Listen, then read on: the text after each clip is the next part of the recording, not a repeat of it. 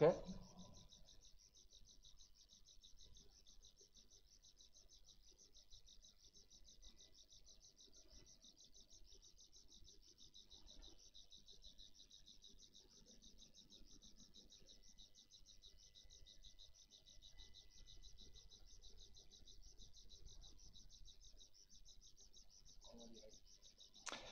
Mesdames, Messieurs, les représentants de la presse et des médias, bienvenue à cette conférence de presse du département de la formation, de la culture et de la jeunesse du canton de Vaud. On va parler aujourd'hui des écoles. On salue évidemment aussi ceux qui nous suivent en ligne et qui peuvent poser leurs questions. On le rappelle par email media.coronavirus@vd.ch ou sur le WhatsApp 079 771 99 04 079 771 99 04 pour les journalistes qui suivent cette conférence de presse depuis le streaming. S'exprimeront aujourd'hui la conseillère d'État Cécile Amarel en charge du département, Giancarlo Valceschini, le directeur général de l'enseignement obligatoire, et nous avons également la présence avec nous de Karim Boubaker, le médecin cantonal, qui sera là pour répondre aux questions sanitaires qui peuvent se poser. Cette conférence de presse est attendue. Vous allez y entendre les modalités du retour à l'école le 11 mai et les modalités scolaires qui accompagneront les enfants à partir du 11 mai. Je vous passe tout de suite la parole, c'est cela, Amarel. Des médias, mesdames et messieurs, vous le savez, le Conseil fédéral vient de permettre la reprise de l'enseignement en classe pour l'école obligatoire dès le 11 mai. Cette décision fait partie d'un plan d'assouplissement par étapes du semi-confinement qui est assorti de mesures de protection adéquates pour notre pays et pour notre canton. Et en ce sens, du point de vue sanitaire, les autorités fédérales ont décidé que cette réouverture des classes était importante pour deux raisons. D'une part, les enfants présentent généralement peu de symptômes, et puis d'autre part, les enfants jouent un rôle très marginal dans la propagation du virus. Alors évidemment, voir nos écoles réouvrir, redevenir des lieux de vie et d'études est évidemment une très bonne nouvelle et nous pouvons nous en réjouir. Je suis cependant consciente que cette rentrée prochaine suscite un certain nombre de questionnements, d'incertitudes, peut aussi générer des inquiétudes. Et par cette conférence de presse, nous souhaitons, au niveau du département, vous présenter les modalités, les principes en fonction desquels l'école va réouvrir et puis faire en sorte de vous expliquer un peu ce que nous entendons prendre comme mesure du point de vue sanitaire, comment les conditions de promotion aussi d'orientation et de certification vont être fixées à l'issue de cette année. Voilà, ces règles organisationnelles, je tiens à le dire, elles ont été évidemment concertées, on y reviendra tout à l'heure, mais j'aimerais vous dire en préambule que l'ensemble des mesures qui vont vous être présentées sont essentiellement orientées sur la question évidemment de la santé. C'est vraiment la question prioritaire, la santé des élèves, la santé des enseignants et de tous les acteurs de l'école et de leurs proches qui est absolument prioritaire, et c'est toujours dans cette perspective que les mesures organisationnelles ont été prises. Voilà, j'aimerais vous dire que le plan de protection de l'OFSP qui est important et qui permet la réouverture et légitime la réouverture de l'école, il se fonde sur le fait que les enfants tombent bien moins souvent malades que les adultes, que les enfants ne présentent que peu de symptômes et la maladie est pour eux bénigne, que les enfants ne jouent presque aucun rôle dans la propagation du virus et que leur capacité à respecter les mesures données augmente avec l'âge. Il faudra, c'est ce que dit l'OFSP, à nouveau retracer peut-être la totalité des chaînes de transmission des nouvelles infections. Il y a eu, pour prendre ces mesures, une coordination intercantonale très importante. La coordination avec les autres cantons romans a été très intense ces derniers jours. D'abord parce que les cantons romans se sont entendus sur quelques points. Le premier point, c'est que la responsabilité de la Confédération est d'ordre sanitaire et la responsabilité des cantons est d'ordre organisationnel. Et ça, c'est tout à fait clair puisque toutes les mesures en fait de reprise de l'école sont basées sur le plan de protection de l'OFSP qui a été publié hier après-midi. L'ensemble des cantons romans salue le retour à l'école et puis ils se sont mis d'accord sur le caractère progressif en fait du retour en classe. Nous nous sommes mis d'accord pour que le retour en classe des 1 à 8P, c'est-à-dire de 4 à 12 ans environ, soit fait en petits groupes en alternance jusqu'au 25 mai. Et puis le retour en classe du 3e cycle, c'est-à-dire des 9 à 11, à peu près de 12 à 15-16 ans, eh bien, soit fait aussi en petits groupes ou à distance jusqu'à début juin. Le retour à l'école permet de rétablir évidemment le lien social et de consolider les apprentissages. Et les cantons romans se sont aussi mis d'accord sur le fait que les élèves ne doivent pas être désavantagés par cette situation, tant en termes de promotion, de certification que d'orientation. S'agissant maintenant du canton de Vaud, sur le retour en classe, j'aimerais vous présenter le plan vaudois de reprise progressive de l'école à partir du 11 mai. Le retour en classe par demi-classe va se faire pour les classes de 1 à 8P du 11 au 21 mai. C'est-à-dire du 11 au 21 mai, les élèves de 1 à 8P vont être scolarisés par demi-classe en alternance un jour sur 2. Autrement dit, la moitié de la classe sera présente le lundi, l'autre moitié le mardi, et ainsi de suite. Et pour savoir si votre enfant commence le lundi 11 mai ou le mardi 12 mai, les parents seront contactés au cours de ces prochains jours par l'établissement.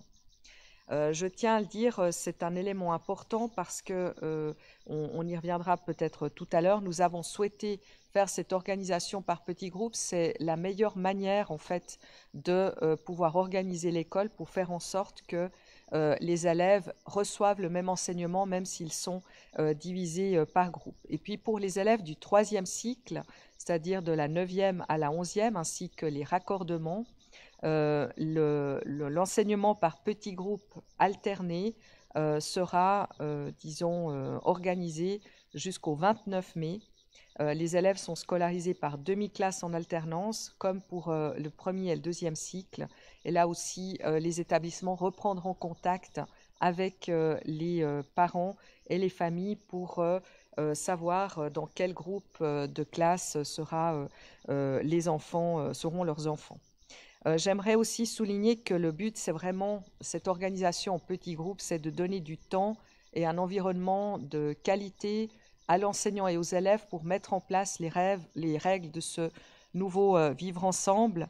Vous le savez, la rentrée du 11 mai n'est pas une rentrée ordinaire, c'est une rentrée qui va nécessiter un certain nombre d'explications, de préparations, et évidemment qu'il faudra expliquer les gestes barrières, il faudra expliquer comment va se dérouler la récréation, comment s'organisent en fait les premières étapes de la reprise. Et donc, c'est vrai qu'il nous a paru important, y compris pour les autres cantons romans, de faire ce retour en classe de manière progressive. Sur le plan pédagogique, il y a évidemment des avantages aussi pour pouvoir identifier les élèves qui ont été fragilisés par le semi-confinement et qu'il y ait une possibilité pour les enseignants de pouvoir mieux encadrer les élèves. Évidemment que cette période transitoire, elle va pouvoir être faite grâce aussi au service d'accueil scolaire qui va être mis en place pour les élèves et qui, lui, va fonctionner jusqu'au 25 mai pour les 1 à 8P. Je vous rappelle, ce service d'accueil scolaire, il est à disposition pour tous les parents en fait, qui ne peuvent pas garder leurs enfants pendant les jours où ils n'ont pas cours. Donc et ça c'est important parce que tous les parents qui travaillent, même pendant toute la semaine entière, pourront placer leurs enfants dans le service d'accueil scolaire qui sera organisé comme il est organisé aujourd'hui et même comme il a été organisé pendant les vacances de Pâques. Il sera toujours mis à disposition pour pouvoir justement faire en sorte que les parents qui travaillent et qui n'ont pas de solution de garde puissent tout de même aller travailler. Je vous rappelle que ce service d'accueil scolaire, c'est un service d'accueil qui a un horaire qui est calqué exactement sur celui de l'école. Donc ça veut dire que toutes les structures parascolaires pourront continuer à fonctionner si les enfants bénéficient de structures parascolaires. Eh bien, à partir du 11 mai, ils pourront y faire appel. Et puis, pendant le temps scolaire, il y aura le service d'accueil scolaire qui sera là pour être pallié à la question de la garde durant ce temps scolaire. Donc, j'aimerais aussi insister sur le fait que ces SAS poursuivent donc leur mission durant cette période pour garantir l'accueil des enfants dont les parents travaillent sans avoir de solution de garde. Et dès le 11 mai, les horaires des SAS seront exactement calqués sur les horaires habituels de l'école. Ça, c'est pour les 2 premiers cycles. Pour le 3e cycle, il n'y aura pas de service d'accueil scolaire, mais l'accueil des élèves dont les parents travaillent et qui n'ont pas de solution de garde sera assuré. Il le sera prioritairement les accueillants dans les classes, à défaut de solutions trouvées par les établissements dans d'autres types de locaux. Maintenant, je passe maintenant aux règles sanitaires qui sont très importantes. Vous le savez, dans les écoles, les autorités sanitaires fédérales demandent que la distanciation sociale soit respectée entre adultes et enfants, mais pas entre enfants. Donc ça, c'est un élément très important. La mesure principale pour l'école, c'est évidemment de se laver les mains à l'arrivée de l'école, au retour de la récréation le matin et l'après-midi. S'il manque des lavabos, parce qu'il y a encore des établissements où il n'y a pas de lavabo, de la solution hydroalcoolique sera mise à disposition des enseignants et des élèves. La solution hydroalcoolique sera toujours utilisée sous supervision d'un adulte. Je vous l'ai dit, les règles de distance sont différenciées en fonction des personnes, donc pas de règles de distance spatiale entre les enfants. La distance spatiale de 2 mètres est maintenue entre les adultes et les enfants, et la distance spatiale entre adultes est évidemment maintenue. On rappelle aussi que tousser et éternuer, il faut le faire dans un mouchoir ou dans le creux du coude. Et ça, c'est un élément évidemment très essentiel. Sur les recommandations aussi de l'OFSP qui recommande de limiter les contacts physiques entre les enfants, donc ne pas serrer la main à la maîtresse, check avec le coude ou salutation sans contact, ne pas s'embrasser et privilégier les jeux et les activités physiques sans contact, donc plutôt le badminton plutôt que le jeu de lutte. Pour protéger les professionnels aussi de la formation, j'aimerais aussi dire qu'il y aura à disposition des panneaux en plastique transparent qui sont installés au guichet des secrétariats des écoles et des secrétariats régionaux des PPLS. Les places de travail seront aménagées dans les salles des maîtres en fréquentation alternée. Il y aura des masques à disposition pour des situations spécifiques ou sur demande des professionnels. Les poubelles seront vidées 1 fois par jour et aucune ne sera laissée sans couvercle. Il y aura des distributions de tous documents, des documents et des fiches par les élèves au lieu que ce soit fait par les enseignants. Et il n'y aura pas de partage de nourriture entre adultes et enfants. Sur le port du masque, peut-être qu'on y viendra ultérieurement, mais il faut savoir que le port du masque n'est pas recommandé, mais les établissements en fournissent aux professionnels qui en font la demande, et les poubelles seront couvertes avec même un carton ou un sac en plastique si nécessaire. S'agissant des récréations, dans toute la mesure du possible, les récréations vont être organisées par alternance afin d'éviter le rassemblement d'un grand nombre d'élèves. Les règles sanitaires, évidemment, en vigueur s'appliquent aussi durant la période de récréation. Pour les récréations des élèves de 9e année, les préaux doivent, dans la mesure du possible, être aménagés afin d'éviter le mélange des groupes ou des classes où les récréations devront être effectuées comme pour le 1er et 2e cycle, par petits groupes, à des moments différents.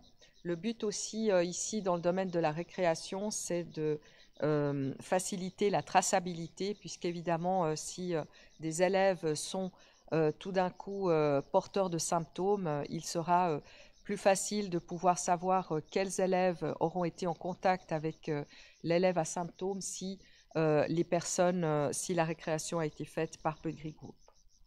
Ensuite, sur la question des sorties des cours, j'aimerais vous dire que les parents doivent absolument éviter de se rassembler aux abords des écoles. À la sortie des cours, les élèves quittent immédiatement le préau. Et c'est vrai que c'est très important aussi, par exemple pour les élèves qui sortent de l'école pour se rendre aux activités parascolaires, ils doivent le faire immédiatement. Vous le savez, tout rassemblement est proscrit. Il faut faire aussi attention au rôle des parents dans ce domaine autour du périmètre scolaire. Ne pas rester ni se regrouper aux abords des écoles est quelque chose de très important. Ensuite, sur l'équipement et l'entretien des classes et des bâtiments, il y aura des stations spéciales d'hygiène des mains qui vont être qui doivent être installées à l'entrée des secrétariats, des salles des maîtres, des bibliothèques et des autres endroits publics ou espaces communs.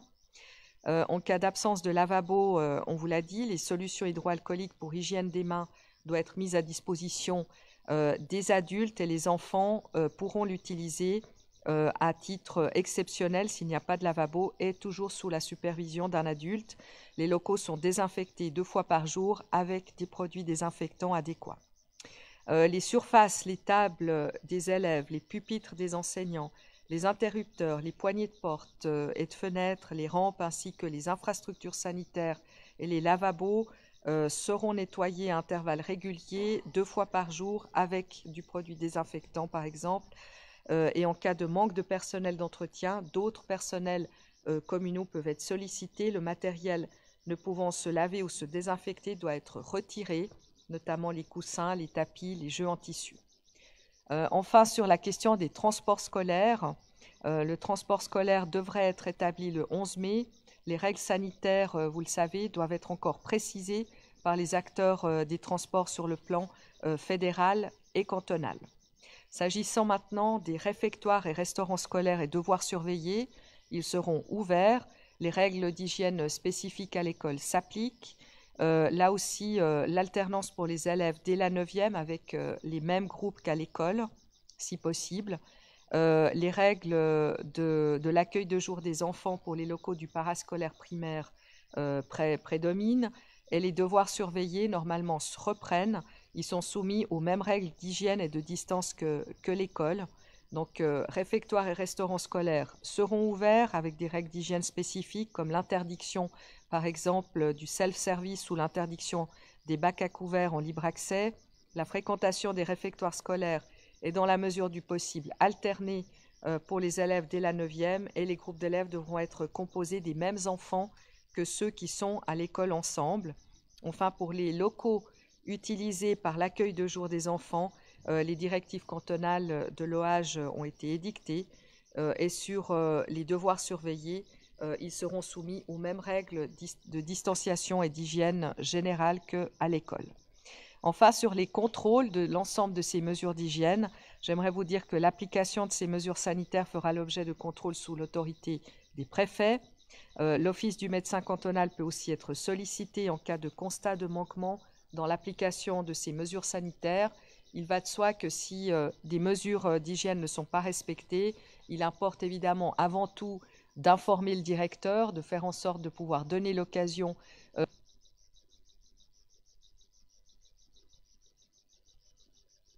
avant d'avertir évidemment les autorités préfectorales ou le médecin cantonal. Enfin, le département est toujours à disposition pour dialoguer et faire en sorte que ces mesures puissent s'appliquer en toutes circonstances dans tous les périmètres scolaires du canton. S'agissant maintenant de la question des personnes vulnérables selon les critères de l'OFSP, je vous le rappelle, d'après les autorités sanitaires fédérales, il existe plusieurs catégories de personnes vulnérables face au Covid-19. Il s'agit notamment des personnes de plus de 65 ans et souffrant d'une des maladies répertoriées, c'est-à-dire l'hypertension artérielle, le diabète, les maladies cardiovasculaires, les maladies respiratoires chroniques, la faiblesse immunitaire due à une maladie ou à une thérapie et le cancer en cours de traitement. Pour les élèves vulnérables ou bien pour les élèves qui vivent avec une personne vulnérable, les établissements vont indiquer où trouver un formulaire qui permettra à ces familles d'indiquer si l'enfant fait partie d'une de ces catégories ou s'il vit avec une personne qui en fait partie. Ce formulaire est d'ores et déjà disponible sur vd.ch/coronavirus-enseignement. Les enfants touchés par cette vulnérabilité de manière directe ou indirecte bénéficieront alors d'un enseignement à distance qui aura pour but de leur permettre de suivre les éléments centraux du programme qui est suivi par leurs camarades qui sont en classe présentielle. C'est vrai que pour ces enfants qui sont vulnérables, il est question, d'après l'OFSP, de ne pas les remettre en classe en présentiel. Pour les enfants qui ne sont pas vulnérables, mais qui sont dans une famille qui est composée de personnes vulnérables, à terme, un retour à l'école est envisagé pour eux avec un environnement aménagé et dans le respect des consignes sanitaires spécifiques. Ces dispositions sont valables jusqu'à la fin de l'année scolaire, mais elles peuvent changer suivant l'évolution de la pandémie et les décisions fédérales. S'agissant des professionnels considérés comme personnes vulnérables, j'aimerais vous indiquer que les directives sont en cours d'élaboration. Nous viendrons avec une directive dès que possible.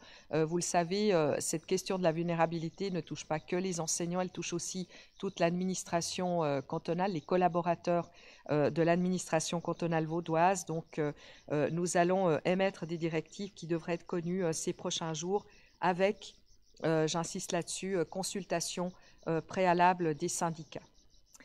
Maintenant, sur la question des symptômes, on y reviendra peut-être tout à l'heure.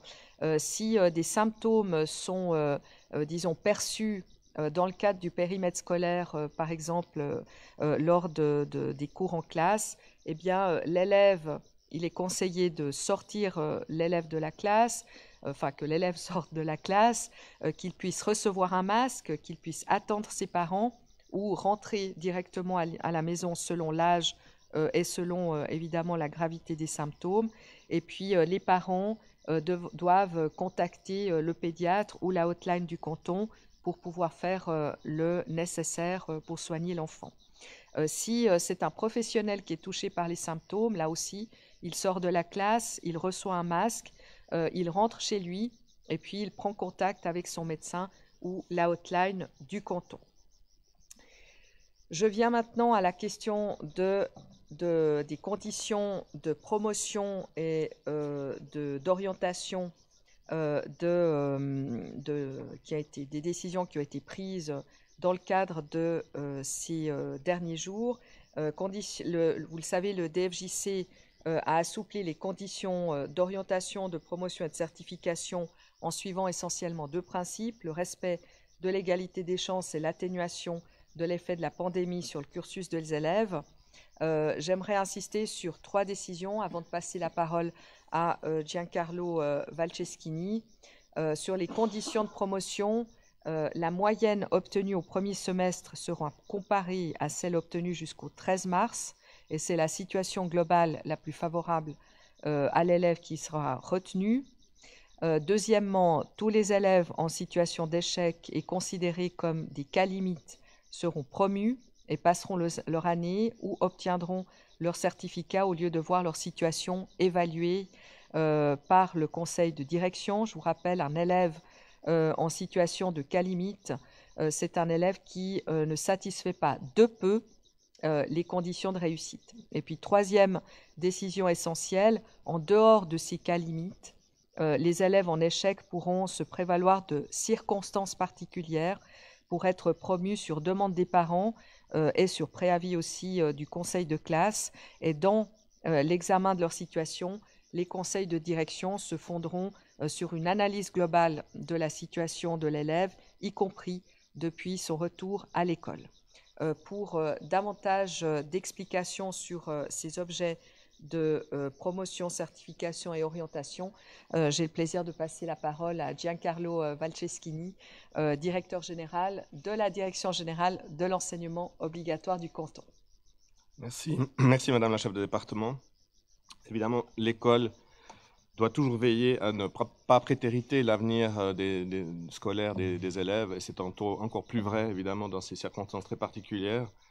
Ces circonstances nous amènent à prendre un certain nombre de décisions de façon à justement faire en sorte que dans tous les établissements, les mêmes consignes soient données aux enseignants. La toute première des décisions qui a été prise, c'est qu'il n'y aura pas d'évaluation notée, chiffrée, dès le retour de l'école, le 11 mai. Il n'y en aura pas jusqu'au terme de l'année scolaire en cours. Pour des raisons d'équité, nous savons que de grandes différences peuvent apparaître entre les élèves, surtout dans la période où l'enseignement s'est fait à distance, sans contact direct avec les enfants, et on sait que c'est l'occasion probablement de creuser certaines inéquités sociales, raison pour laquelle il est important de respecter cette règle absolue et qui a été communiquée aux enseignants. Également, dans le même ordre d'idées, il s'agira de prendre en compte la situation des élèves en prenant leur moyenne la plus favorable. Donc, ça veut dire que la moyenne annuelle qui tiendra compte des résultats obtenus jusqu'au 13 mars sera prise en compte si elle est avantageuse, et si la situation de l'élève au semestre devait être plus avantageuse que celle qu'il a en résultat annuel, c'est celle du semestre qui sera prise en compte à ce moment-là. Les situations des élèves cas limite, sont des élèves qui sont à un demi-point, par exemple, du nombre de points nécessaires pour être promus. Ces cas limites seront automatiquement admis et donc les élèves seront promus sans autre condition. Et dans les situations particulières, notamment les situations d'échec d'élèves qui sont proches de ces cas limites, reste la possibilité offerte aux enseignants, via leur conseil de classe, puis au conseil de direction, de tenir compte d'éléments complémentaires, notamment une analyse globale de la situation de l'élève, par exemple, son engagement, sa motivation, tout le travail qui a pu être réalisé dans la période d'enseignement à distance, puisque ce travail a été observé par les enseignants, et puis évidemment, depuis la reprise et jusqu'à la fin de l'année, ce qui laisse encore une marge de manœuvre supplémentaire aux établissements scolaires. En ce qui concerne les promotions, les élèves qui sont au primaire, de 4e à 5e, de 6e à 7e année, de 8e à 9e, ou de 9e à 10e, ou ensuite de 10e à 11e, sont évidemment sujettes aux mêmes règles. Les mêmes règles seront appliquées, avec la même remarque concernant les cas limites, les situations limites. Pas de discussion autour de ces situations-là, en raison justement de cette volonté d'assouplir les règles et les conditions de promotion.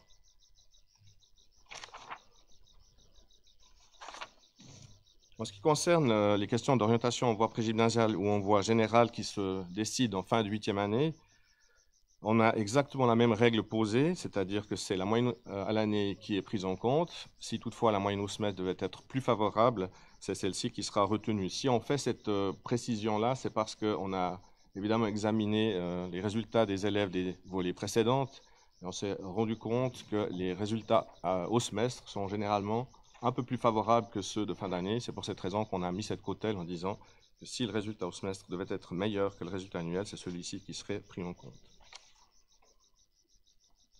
Il a été communiqué également que les examens de fin de scolarité étaient annulés. Donc là aussi, la règle prévaut, c'est-à-dire que c'est le résultat annuel qui est pris en compte. Si le résultat au semestre est meilleur, c'est celui-ci qui sera retenu. Tous les cas limites sont certifiés d'office. Et puis, reste encore la possibilité, comme je l'ai évoqué tout à l'heure, ça concerne aussi ces élèves-là, d'une prise en compte d'une situation qui évolue dans la période depuis le 13 mars sur la base d'un rapport que les enseignants transmettront à leur conseil de direction, et c'est le conseil de direction qui devra décider des conditions.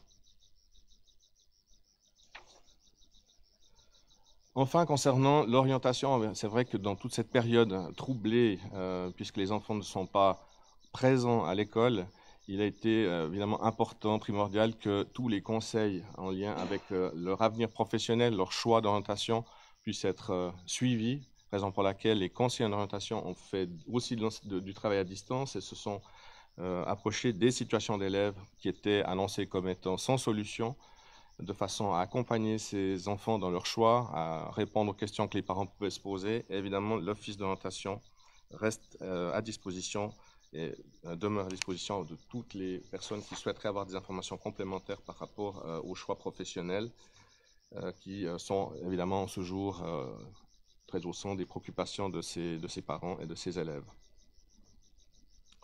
Voilà, peut-être un mot important sur le retour en classe. En fait, à quoi ça sert ce retour en classe à quelques semaines, 7 semaines pour être précis, des vacances.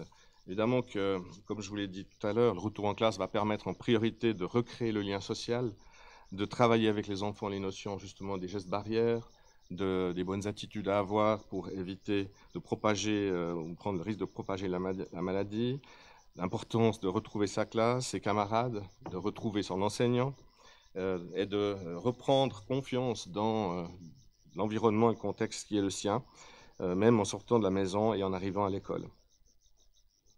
Des inégalités, je l'ai évoqué tout à l'heure, se sont accentuées sans aucun doute durant cette période.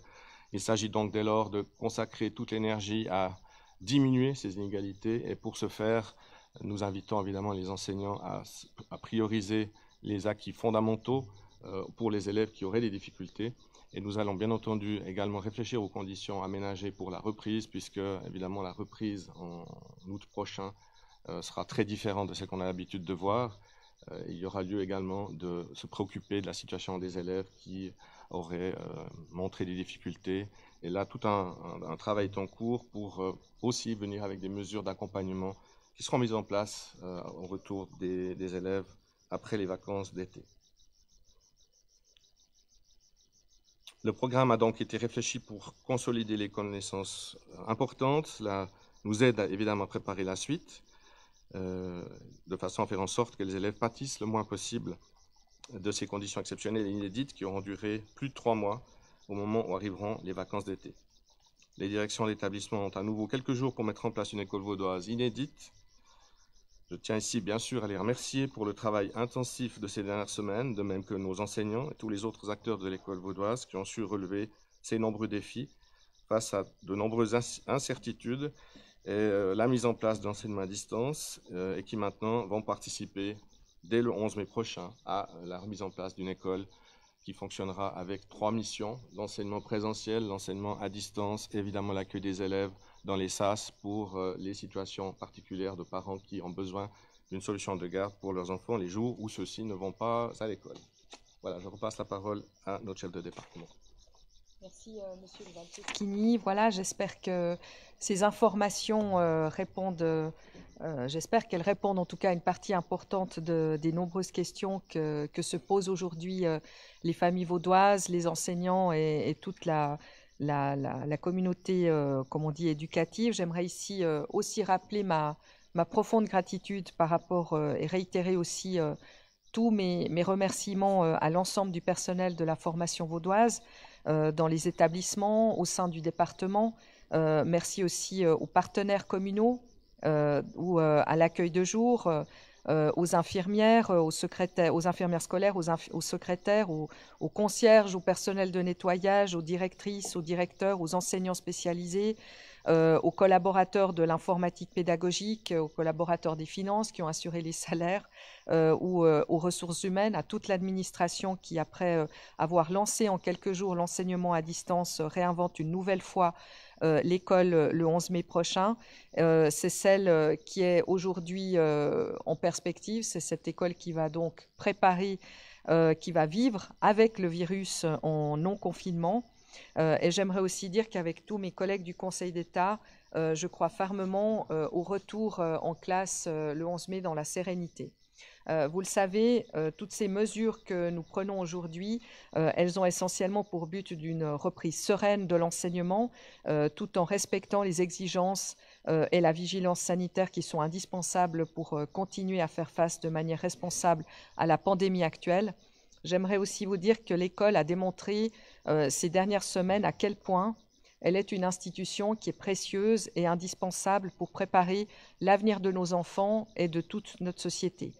Parce qu'après le défi du passage à l'enseignement à distance, nous allons maintenant ensemble vers une nouvelle étape, celle de parvenir à adapter une nouvelle fois notre école publique pour faire avancer les élèves malgré la pandémie. Alors je suis évidemment pleinement consciente de l'effort conséquent que cette nouvelle étape représente pour toutes les familles du canton, pour tous les enseignants et aussi évidemment pour toute l'organisation scolaire, c'est-à-dire aussi pour les communes. Et en ce sens, je tiens évidemment à adresser ma profonde reconnaissance à tous ces acteurs pour tous les efforts qui sont faits au cours de ces dernières semaines, mais aussi au cours de ces prochaines semaines. Je dois dire que tout prochainement, ces prochaines heures, on va envoyer un courrier aux parents qu'ils vont recevoir probablement samedi. J'y apporterai aussi les précisions qui permettront aux enseignants aussi par courrier de bien comprendre comment se déroulera le retour en classe à la suite de la période scolaire et jusqu'aux vacances d'été. Et j'aimerais vous dire que je suis extrêmement confiante et aussi extrêmement sereine par rapport à cette reprise qui va être évidemment générer des efforts de tout le monde, mais qui est essentielle pour la reprise de notre fonctionnement commun. Voilà, merci beaucoup. Et puis, je repasse la parole à Julien Schechter. Merci Madame la conseillère d'État. On va passer au temps des questions ici dans la salle ou aussi si on en a à distance, media.coronavirus@vd.ch ou 079 771 99 04 pour les journalistes qui désirent poser une question à distance. Je ne sais pas si dans la salle, il y en a une. Oui.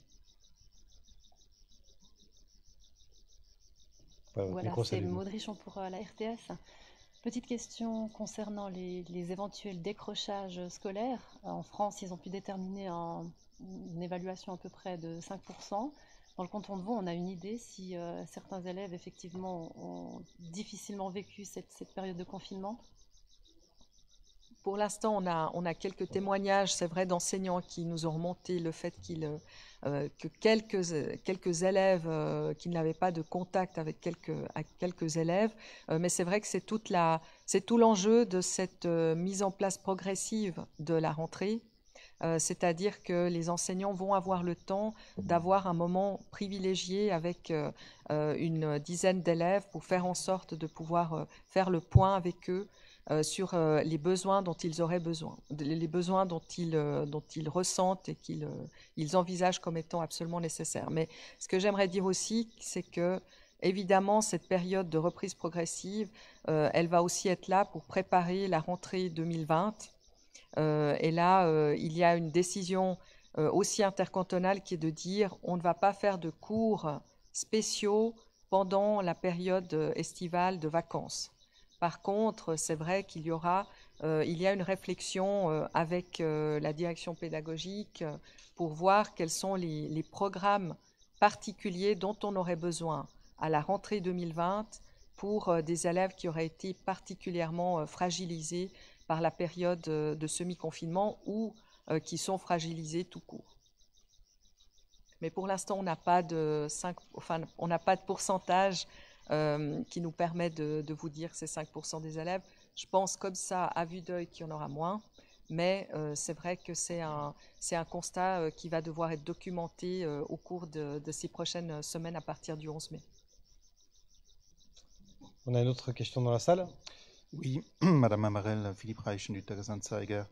Il y a des discussions entre des parents, et je les vois sur les réseaux sociaux, si on devait en fait renvoyer les enfants à l'école, il y a des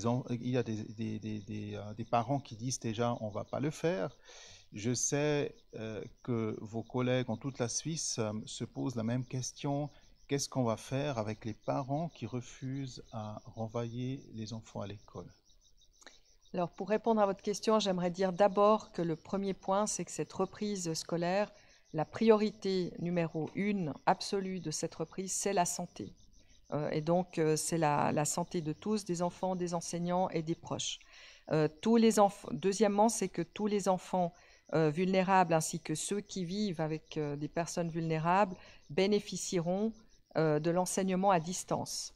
Donc, il faudra qu'il y aura des formulaires qui sont déjà prêts qui devront être remplis pour indiquer si, en raison d'une vulnérabilité particulière qui est précisée dans les directives de l'OFSP, eh bien, il faut de l'enseignement à distance plutôt que l'enseignement en classe. La reprise, troisièmement, la reprise, elle est échelonnée. Ça veut dire qu'on va apprendre on aura le temps d'apprendre les gestes barrières, de faire en sorte qu'on puisse rassurer les enfants et les parents sur du processus en cours pour faire en sorte d'avoir une sécurité sanitaire maximale.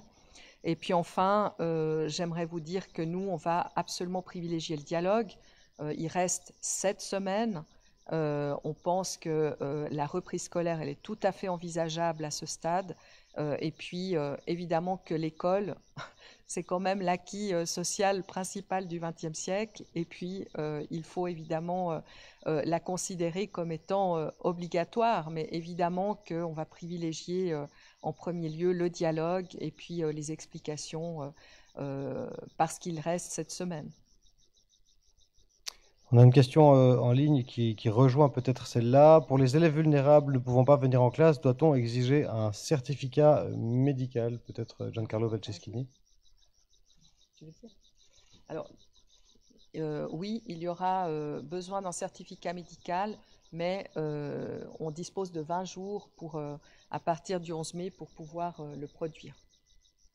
Voilà une réponse rapide. Comment seront choisis les élèves pour les demi-classes? Est-ce que c'est sur inscription des parents ou est-ce que c'est un choix de l'enseignant ou de l'établissement? Giancarlo Valceschini. Merci. Oui, ce point a été discuté. C'est vrai que les informations que sont données aux parents, c'est qu'ils peuvent transmettre leurs desiderata aux directions d'établissement qui tenteront d'en tenir compte dans toute la mesure du possible. Mais vous imaginez bien que organiser une rentrée scolaire par demi-groupe, en tenant compte d'une multitude de paramètres, c'est compliqué. Mais on a demandé aux établissements d'être compréhensifs par rapport à ces demandes et les examiner avec bienveillance. On a une question sur l'apparition récente d'un syndrome inflammatoire qu'on a pu lire dans différents médias chez des enfants en lien avec le Covid.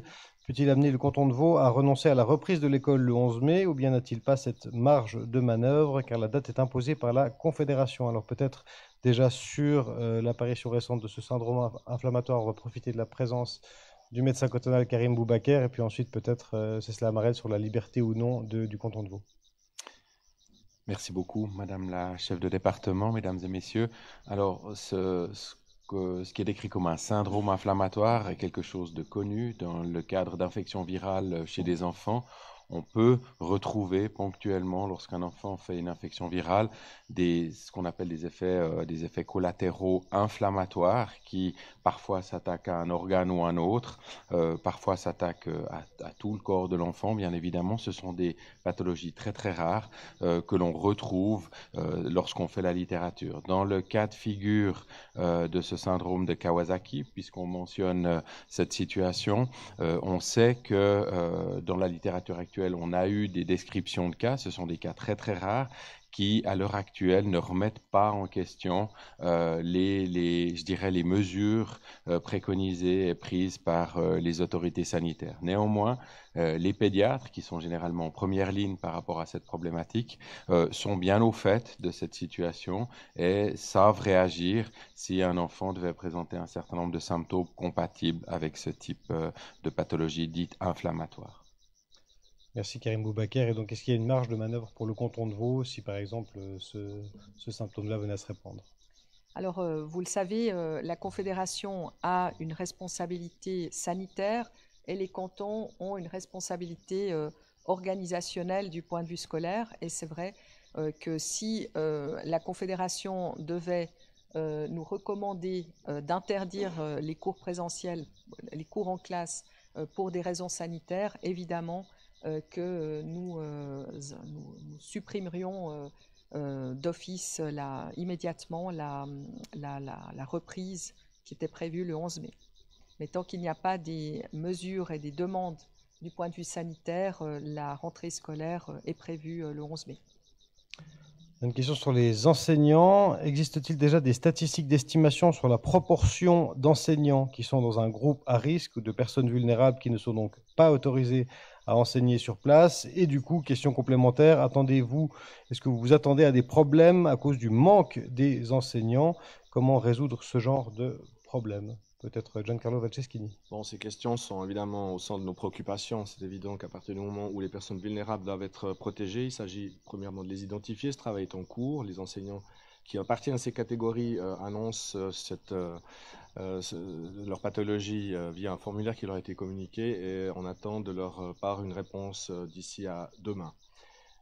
Cela permettra ensuite, pendant la semaine qui suit, d'imaginer, d'inventorier en fait le nombre de ces personnes touchées, concernées par ces dispositions, et de mettre en place, autant qu'on peut le faire évidemment, les remplacements en utilisant le personnel disponible dans les établissements, c'est-à-dire que tous les enseignants ne sont pas astreints au même type d'activité en fonction de l'enseignement qu'ils font, par exemple l'éducation nutritionnelle, éducation physique, etc., de façon à ce qu'on mutualise au mieux le temps mis à disposition en fonction du taux d'activité des différents enseignants qui seront présents. Et puis bien entendu, il s'agira de procéder à des remplacements là où cela s'imposera. Une question encore complémentaire. Comment garder les distances avec un élève qui demande des explications à l'enseignant si on ne peut pas s'approcher de lui et de son travail, par exemple? Enseignant, c'est qu'on lui a mis aujourd'hui un dispositif d'enseignement à distance. Il est très loin de ses élèves, le contact se fait par l'appareil. Là, l'enseignant est présent en classe, il faudra adapter les gestes en fonction évidemment de la situation. Et c'est pour cette raison qu'on prévoit une rentrée échelonnée. C'est pas pour rien qu'on donne ces 2 premières semaines, notamment pour que tout le système s'adapte, apprenne des règles, les communique, les mette en place de façon à répondre à l'ensemble des questions. Ça, c'est en étude, mais il y en aura certainement beaucoup d'autres qui vont se poser. Notamment, on sait que les petits-enfants, les plus jeunes de nos enfants, aiment beaucoup le contact avec leur enseignant. Donc, il y a aussi à inculquer ces gestes barrières. Et si on veut répondre à l'angoisse de certains parents, l'anxiété qu'ils ont, qui a été rappelée tout à l'heure par une des questions, c'est vrai que le rôle de l'école, c'est de donner aussi confiance dans le système, dans sa capacité à répondre à ces circonstances particulières qui concernent toute notre société. Et c'est justement le sens de l'école, c'est aussi d'apprendre aux enfants à réagir en fonction de ce qui se passe autour d'eux. Une question pour Cécile Amarel. Le syndicat des enseignants romans demande des moyens humains et du matériel supplémentaire pour garantir le respect des mesures sanitaires. Est-ce que le canton de Vaud va procéder à des engagements? Alors au niveau du matériel, c'est vrai qu'il y a un effort conséquent qui est fait en termes de matériel de désinfection, de masques, d'achat de masques, d'achat de solutions hydroalcooliques. Les communes vont aussi, puisqu'elles sont mises à contribution pour la désinfection des locaux. Donc c'est vrai qu'il y a un impact fort du point de vue du matériel. Sur le plan des engagements, comme cela a été dit par M. Valceschini, nous sommes en attente du nombre de personnes considérées comme vulnérables chez les enseignants. Et donc, on va pouvoir faire une évaluation au cours de ces prochains jours pour voir s'il y a lieu, quels sont les impacts en termes de ressources humaines pour le fonctionnement de l'école vaudoise. Donc, il n'y a pas de réponse à ce stade, mais il y en aura une probablement au cours de ces prochains jours ou semaines. Une question aussi avec l'arrivée des beaux jours. Alors, c'est peut-être pas le cas aujourd'hui, mais qu'en sera-t-il des courses d'école? Est-ce qu'elles pourront avoir lieu? Est-ce qu'il y a une réflexion sur cela, Giancarlo Valceschini? Des indications ont été données aux directions tout à l'heure, dans le sens qu'évidemment toutes ces activités-là sont compromises. Il n'y a plus de camps, de promotion, de spectacles scolaires, d'assemblées de parents, puisque évidemment elles seraient contraires à l'esprit et aux règles qui ont été éditées par l'OFSP. Donc bien entendu que toutes ces manifestations sont exclues. Par contre, les activités en extérieur sont bien entendu recommandées dans le respect des règles qui ont été données. Et les petits groupes vont aussi faciliter l'organisation de ces activités hors mur, comme on les appelle. Question d'organisation aussi, je crois que vous l'avez plus ou moins rappelé tout à l'heure, mais on peut peut-être le préciser. Est-ce que les fratries seront réunies pour aller à l'école le même jour? Puisqu'on rappelle, il y aura l'école pendant 2 semaines ou 3 semaines, suivant le niveau, un jour sur 2. Disons, on l'a dit tout à l'heure, les directions vont veiller, dans la mesure du possible, à prendre en compte les demandes des familles pour convoquer simultanément les fratries. Maintenant, c'est vrai que surtout pour les fratries qui sont dans des établissements différents, ça va être quand même assez difficile. Donc, je pense que c'est une demande qui doit être faite aux directions, et puis les directions, dans toute la mesure du possible, pourront organiser en fait les groupes afin que les fratries puissent être convoquées simultanément. Question justement sur les directions. Est-ce qu'un conseil de direction peut convoquer une conférence des maîtres ou avoir des réseaux avec des parents, des thérapeutes ou des enseignants dans un certain nombre? Un peu dans les mêmes conditions que cette conférence, c'est-à-dire que si les mesures de distanciation sociale sont possibles, puisqu'il s'agit d'adultes et qu'elles doivent être absolument préservées et respectées, c'est envisageable, mais évidemment, ça veut dire qu'il faut de grands locaux avec relativement peu de personnes. Donc, une conférence des maîtres qui réunit 100 enseignants, enfin, ça me paraît très, très difficile à imaginer. Donc, forcément, les établissements vont devoir réfléchir à d'autres dispositions, réunir les enseignants par cycle dans des grandes aulas, tout est possible, et ça, c'est laissé à l'appréciation des directions en fonction des règles générales qui sont édictées. Une question qui pourrait se partager entre Cécile Amarel et Karim Boubaker. Est-ce que les dispositions de protection dans le canton de Vaud vous semblent plus rigoureuses dans certains points que celles du concept fédéral de protection des écoles? Qui veut commencer? Peut-être Karim Boubaker.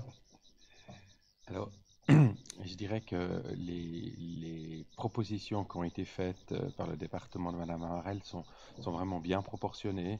Je pense qu'on tient compte de ce que demande l'OFSP, tout en s'adaptant à ce que les directeurs et les directrices doivent être capables de faire. Et comme ça a été dit déjà à plusieurs reprises, avec, comme je dirais, rationnel, la protection de tout un chacun, la santé reste au centre, et je crois que ça a été dit, mais c'est bien de le rappeler. Tout ce qui a été réfléchi depuis quelques jours, et je tiens ici en tant qu'autorité sanitaire à remercier les gens du DFJC qui ont travaillé là-dessus, parce que je sais que les nuits ont été courtes. Dans ce contexte, on voit bien que c'est pas facile de faire une rentrée scolaire, et les mesures proposées sont tout à fait proportionnées. Vous voulez ajouter quelque chose, Cécile Amarel? J'aimerais juste rappeler que, évidemment, les cantons romans, en particulier le canton de Genève et de Vaud, ont été particulièrement impactés aussi par le virus. Et donc, il y avait une demande de ces deux cantons, surtout, à ce qu'on puisse faire une reprise progressive, de faire en sorte qu'on puisse organiser en partie aussi les transports scolaires pour faire en sorte que les élèves se déplacent par petits groupes et pas immédiatement par grands groupes. Alors évidemment que cette reprise progressive, elle est quand même aidante par rapport à des cantons, en particulier alémaniques, qui font une reprise complète de l'école d'un coup. Là, évidemment, ça permet aussi d'avoir quelques prudences sanitaires qui nous permettent de dire qu'on est un petit peu plus prudent sur le plan sanitaire que dans d'autres cantons qui reprennent de manière complète immédiatement. On va peut-être terminer avec ces questions. C'est peut-être pas l'objet exact de la conférence de presse, mais comme il y a plusieurs objets ou plusieurs questions à ce propos-là, à la lumière des annonces du Conseil fédéral de ce jeudi 29 avril, est-ce que les examens de la maturité gymnasiale vont être annulés dans le canton de Vaud? Et si oui, que se passera-t-il pour les gymnasiens qui n'auraient pas les notes suffisantes pour obtenir le diplôme? Alors, c'est vrai que ce n'était pas l'objet de cette conférence de presse. Maintenant, compte tenu des informations qui ont été données par la Confédération hier et l'acceptation du compromis qui avait été proposé par les cantons, je peux d'ores et déjà vous dire qu'il n'y aura en principe pas d'examen de maturité ni de maturité professionnelle dans le canton de Vaud, comme les discussions intercantonales l'avaient déjà laissé démontrer. Les cantons romans, excepté le canton de Fribourg, vont tous dans cette direction, qu'il est prévu à ce stade des examens de rattrapage sur demande en août prochain, que l'évaluation en fait, des résultats de la maturité seront faites sur les notes obtenues en présentiel jusqu'au 13 mars dernier, et que les cas limites, comme pour les conditions de promotion qui ont été évoquées par M. Valcheschini sur l'école obligatoire, les cas limites seront traités de manière bienveillante et large compte tenu des circonstances.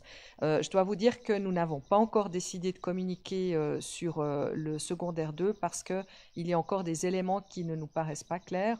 Je vous rappelle qu'on est encore en discussion intercantonale jusqu'au 8 mai prochain, notamment sur la question des examens d'école de culture générale, sur les examens en matière de maturité spécialisée, sur la question des promotions annuelles pour toutes les écoles, et aussi sur les conditions sanitaires du secondaire 2, puisque à la fois on a acté le cadre sanitaire pour l'école obligatoire, on ouvre maintenant un nouveau round de discussion sur le secondaire 2 pour le cadre sanitaire qui est actuellement en discussion au niveau intercantonal et fédéral. Donc c'est, je pense, le canton viendra avec un bouquet de décisions sur le secondaire 2 bientôt, dès que les clarifications au niveau fédéral et intercantonal seront faites.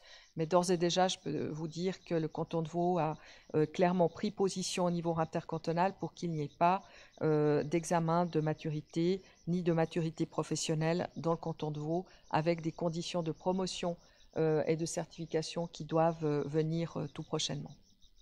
Et on aura probablement l'occasion de l'expliquer. Merci Cesla Amarel, Karim Boubaker, Giancarlo Valcheschini d'avoir participé à cette conférence de presse. Si vous avez encore des questions sur les nombreux points qui ont été abordés, je rappelle le site et la foire aux questions spéciales sur l'enseignement, vd.ch/coronavirus-enseignement, vd.ch/coronavirus-enseignement.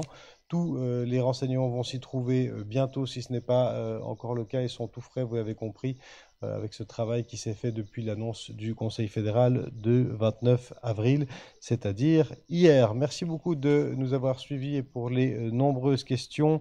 Prochain rendez-vous avec une conférence de presse de l'État de Vaud, c'est demain, vendredi à 16h pour la conférence de presse du Conseil d'État. Merci beaucoup, passez une belle journée et prenez bien soin de vous et de vos proches.